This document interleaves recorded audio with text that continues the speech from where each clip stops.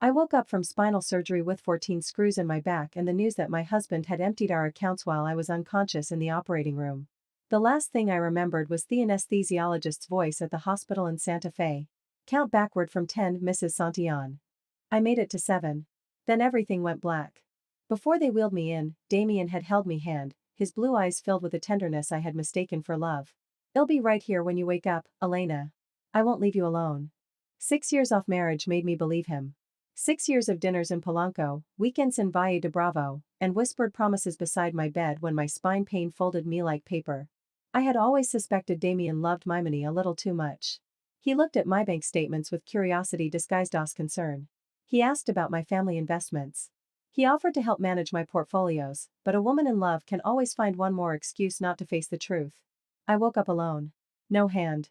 No voice. Just the steady beeping of monitors and a nurse adjusting my four. "Your husband stepped out for a moment," she told me. "He mentioned something about insurance." Hours passed. The anesthesia left fog inside my head, but the body knows when something is wrong. When my phone buzzed on the table, I reached for it with a pain so sharp the room flashed white. "Elena," my sister Monica said as soon as I answered. "Where is Damien?" The silence was worse than any answer. "That is why I am calling. Have you checked your accounts?" I had just spent 8 hours opened up on an operating table. I had not checked anything. What happened? Monica inhaled like she was holding back a scream.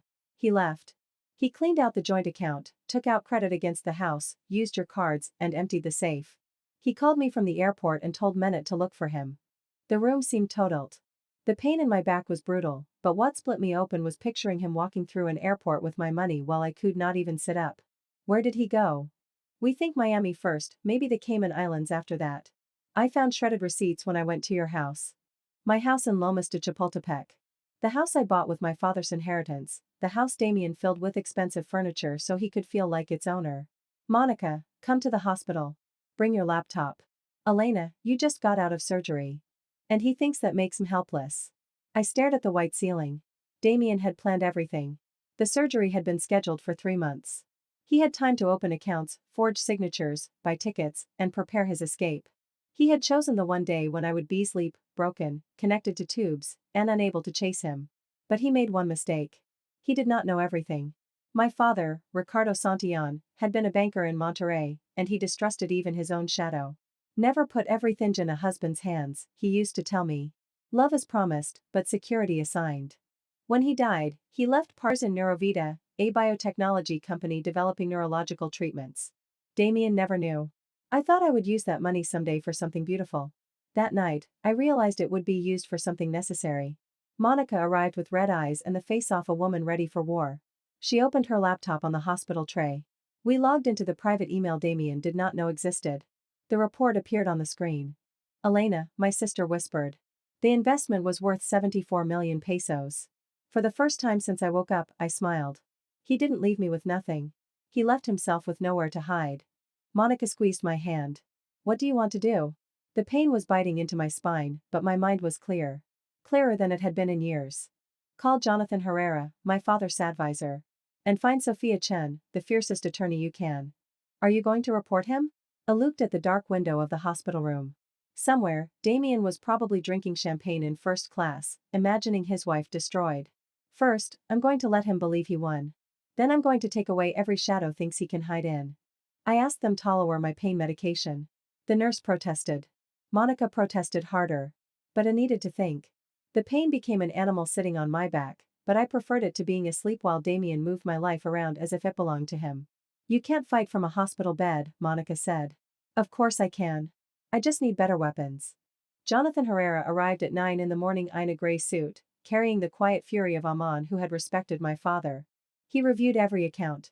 Damien had taken 6.8 million pesos from the joint account, 4.5 million from a line of credit against the house, 2.3 million from my cards, and 3.9 million from a personal account using a forged signature.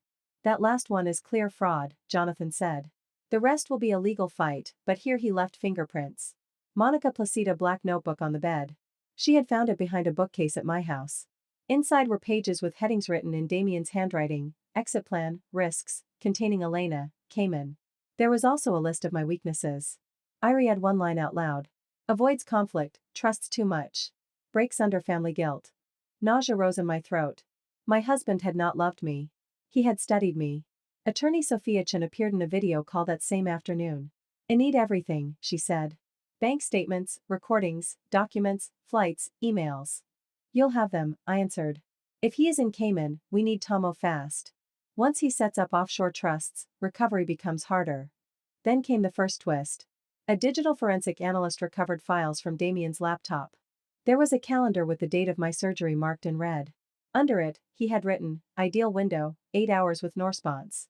Monica cursed under her breath. I did not cry. That sentence killed the wife that was still left inside me. The second twist came from Cayman. An old contact of Monica's, a private investigator named Liam, found Damien at a hotel on 7 Mile Beach. He was not alone. He was having dinner with Cassandra Rios, a financial privacy consultant, holding her hand as if my disaster were their honeymoon. Monica looked at me with fear in her eyes. Elena. She doesn't hurt me, I said. What hurts is knowing I slept beside a thief. Meanwhile, I started brutal physical therapy. Every step felt like fire. The therapist held my arm while I clenched my teeth hard enough to taste blood. Your body needs time, he said. My enemy is not going to give me time. 7 days later, Sophia called with a voice as dry as paper. We have an order to freeze assets in Mexico. The prosecutor's office accepted the case for forgery and fraud. But Damien is trying to move the money into a Cayman trust tomorrow. Then I'm going. Monica nearly shouted. You just had surgery. And he chose to attack me because of that. I flew on a medical plane, wearing a brace under a black jacket and swallowing tears of pain I refused to let fall. We landed before dawn.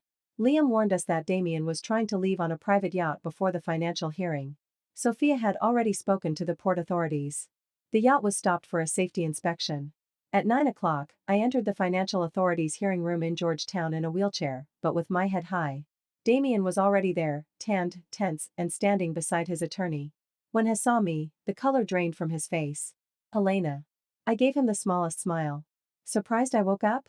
The room was freezing, but I was sweating from pain, every breath pulled at my newly operated back.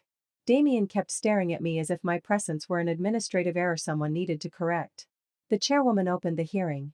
Sophia presented the documents in order, the transfer from Mexico, the forged signature, the loan against the house, the surgery calendar, and the notebook where Damien had written how to contain me. Then she showed the photos. Damien entering 3 Cayman banks. Damien meeting with offshore attorneys. Damien trying to board the yacht after it had been stopped. His attorney asked for a recess. Damien walked toward me, furious. This can be fixed. No. I'll give you part of it back and disappear. No scandal. I looked at him the way you look at a stranger who once slept in your bed. The scandal started when you robbed an unconscious woman. His eyes sharpened. You had no way to pay for all of this. And there it was. The exact moment he realized there was something he did not know. Neurovita, I said. His my maiden name. They're worth 74 million pesos. Enough to find every account, every lawyer, and every lie. Humiliation crossed his face like a slap. It did not hurt him to lose me. It hurt him to learn he had never fully owned me. The committee returned. The decision was clear, an immediate freeze on funds linked to Damien Beltran, notice to local banks, cooperation with Mexican authorities, and a recommendation for a criminal investigation into international financial fraud. Damien stood up. This isn't over. 2 officers stepped behind him. Mr. Beltran, you need to come with us. He looked at me with hatred. You're going to destroy me. No, Damien. I just stopped protecting you. They escorted him out. Cassandra never appeared. Liam later told us she had taken an early flight to Panama. The privacy consultant abandoned the man who could no longer pay for privacy. The news reached Mexico 2 days later. Businessman investigated for defrauding his wife while she was in surgery. His partners distanced themselves. The banks froze accounts. The prosecutor's office requested international cooperation. The man who believed he could disappear with my life ended up photographed leaving an office in Cayman in handcuffs. I did not scream with joy. Victory, when it comes after a betrayal like that, does not sound like a party. It sounds like silence. I stayed in Cayman for 3 weeks tour cover before going back to Mexico. From the terrace, I watched the sea and did my exercises with tears in my eyes. I did not know if I was crying from physical pain or because I finally understood that my entire marriage had been a surgery without anesthesia. Monica sat with me every afternoon. Are you going back to Mexico? Yes, I said. But not to the same life. I sold the house. I did not want walls that had listened to his plans. Mexico City for women suffering financial abuse during serious illness. I called it cuentapropia, because that was what saved me, having something no one else controlled. My divorce was long, dirty, and expensive.